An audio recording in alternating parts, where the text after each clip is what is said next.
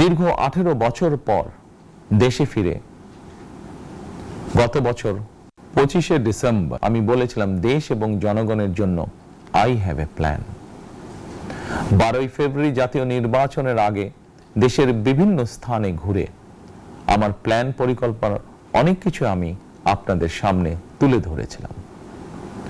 আপনারা স্বাধীনতার ঘোষকের প্রতিষ্ঠিত দল বিএনপিকে ভোট দিয়ে রাষ্ট্র পরিচালনার দায়িত্ব দিয়েছেন, সকল পরিকল্পনা বাস্তবায়নের সুযোগ দিয়েছেন। এখন এই সুযোগকে কাজে লাগিয়ে সকল অঙ্গীকার পূরণ করার দায়িত্ব বিএনপি সরকারের। আমরা আমাদের পরিকল্পনা এবং প্রতিশ্রুতি বাস্তবায়নের কাজ শুরু করে দিয়েছি ইনশাআল্লাহ।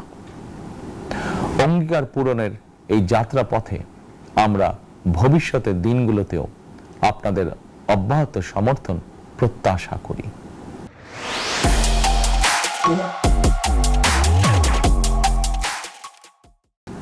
প্রিয় দেশবাসী, সরকার প্রধান হিসাবে আমি দেশবাসীর উদ্দেশ্যে একটি বিষয়ে প্রতি দৃষ্টি আকর্ষণ করে বলতে চাই।